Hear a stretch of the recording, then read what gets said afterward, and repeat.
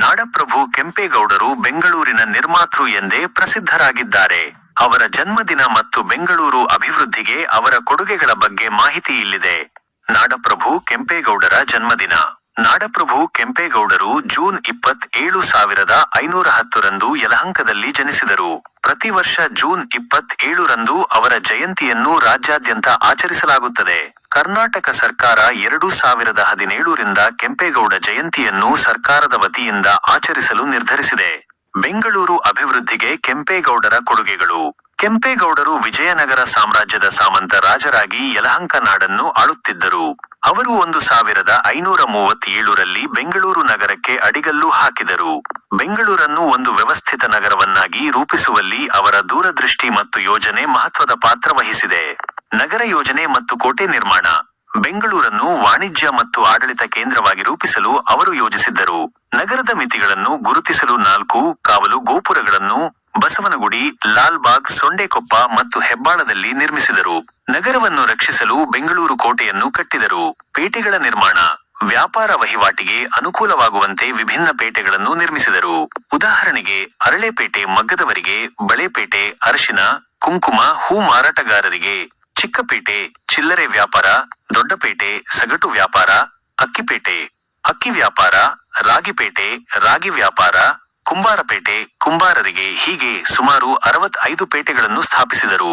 ಕೆರೆಗಳ ನಿರ್ಮಾಣ. ನೀರಿನ ಲಭ್ಯತೆಗಾಗಿ ಅನೇಕ ಕೆರೆಗಳನ್ನು ನಿರ್ಮಿಸಿದರು. ಕೆರೆಗಳಂ ಕಟ್ಟು, ಮರಗಳಂ ನೆಡು ಎಂಬುದು ಅವರ ಮಂತ್ರವಾಗಿತ್ತು. ಇದು ನಗರದ ಕುಡಿಯುವ ನೀರು ಮತ್ತು ಕೃಷಿ ಅಗತ್ಯಗಳನ್ನು ಪೂರೈಸಲು ಸಹಾಯ ಮಾಡಿತು. ದೇವಾಲಯಗಳ ನಿರ್ಮಾಣ.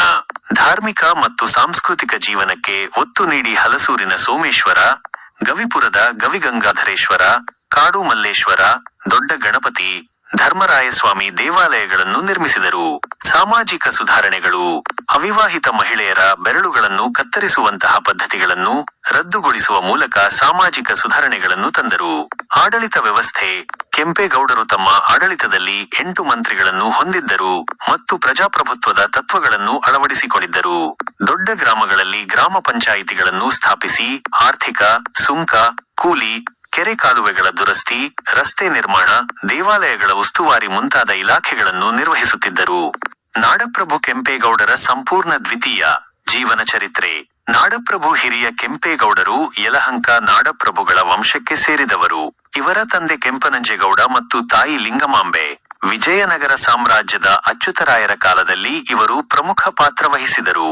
ಕೆಂಪೇಗೌಡರು ಬೆಂಗಳೂರನ್ನು ಕಟ್ಟುವ ಮೊದಲು ಯಲಹಂಕದಿಂದ ದಕ್ಷಿಣ ಭಾಗದತ್ತ ಕುದುರೆ ಸವಾರಿ ಮೂಲಕ ಆಗಮಿಸಿ ಇಂದಿನ ವೈಯಾಲಿಕಾವಲ್ ಬಳಿಯ ಪ್ರದೇಶವನ್ನು ಹೊಸ ರಾಜಧಾನಿಗೆ ಸೂಕ್ತವೆಂದು ಕಂಡುಕೊಂಡರು. 1537ರಲ್ಲಿ ಶಂಕುಸ್ಥಾಪನೆ ಮಾಡಿ ತಮ್ಮ ತಾಯಿ ಮತ್ತು ಪತ್ನಿಯ ತವರೂರಾದ ಬೆಂಗಳೂರು ಎಂಬ ಹೆಸರನ್ನೇ ಹೊಸ ರಾಜಧಾನಿಗೆ ನಾಮಕರಣ ಮಾಡಿದರು. ಅವರ ಆಡಳಿತವು ಅತ್ಯಂತ ಯೋಜಿತವಾಗಿತ್ತು ಮತ್ತು ದೂರದೃಷ್ಟಿಯುಳ್ಳದ್ದಾಗಿತ್ತು. ಅವರು ಕೇವಲ ನಗರವನ್ನು ನಿರ್ಮಿಸುವುದಲ್ಲದೆ ಅದರ ಆರ್ಥಿಕ, ಸಾಮಾಜಿಕ ಮತ್ತು ಸಾಂಸ್ಕೃತಿಕ ಅಭಿವೃದ್ಧಿಗೂ ಕೊಡುಗೆ ನೀಡಿದರು. ಅವರ ಕಾಲದಲ್ಲಿ ಬಾರಾಬಲೂತಿ ಪದ್ಧತಿ ಜಾರಿಯಲ್ಲಿತ್ತು. ಅಲ್ಲಿ ಶಾನುಭೋಗ, ಪಟೇಲ, ಜೋಯಿಸ, ಕಮ್ಮಾರ, ಅಗಸ, ನಾಯಿಂದ, ತೋಟಿ, ತಳವಾರ, ನೀರುಗಂಟಿ, ಅಕ್ಕಸಾಲಿ, ಕುಂಬಾರ, ಬಡಗಿ ಸೇರಿದಂತೆ 12 ಆಯಗಾರರು ಪ್ರಮುಖರಾಗಿದ್ದರು. ಕೆಂಪೇಗೌಡರು 1513ರಿಂದ 1559ರವರೆಗೆ 46 ವರ್ಷಗಳ ಕಾಲ ಆಳ್ವಿಕೆ ನಡೆಸಿದರು. ಅವರ ದೂರದೃಷ್ಟಿಯಿಂದಾಗಿ ಬೆಂಗಳೂರು ಇಂದು ಭಾರತದ ಪ್ರಮುಖ ನಗರಗಳಲ್ಲಿ ಒಂದಾಗಿದೆ.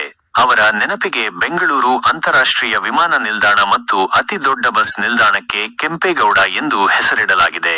ಅಲ್ಲದೆ ವಿಮಾನ ನಿಲ್ದಾಣದ ಬಳಿ 108 ಅಡಿ ಎತ್ತರದ ಪ್ರಗತಿಯ ಪ್ರತಿಮೆ ಸ್ಟ್ಯಾಚ್ಯೂ ಆಫ್ ಪ್ರಾಸ್ಪೆರಿಟಿಯನ್ನು ಸ್ಥಾಪಿಸಲಾಗಿದೆ. ನಾಡಪ್ರಭು ಕೆಂಪೇಗೌಡರು ಒಬ್ಬ ಜಾತ್ಯತೀತ ಪಾಳೆಗಾರರಾಗಿದ್ದು ಎಲ್ಲಾ ಸಮುದಾಯಗಳನ್ನು ಸಮಾನವಾಗಿ ನೋಡುತ್ತಿದ್ದರು. ಅವರ ಆಡಳಿತ ವೈಖರಿ ಇಂದಿಗೂ ಅನೇಕ ಸರ್ಕಾರಗಳಿಗೆ ಮಾದರಿಯಾಗಿದೆ.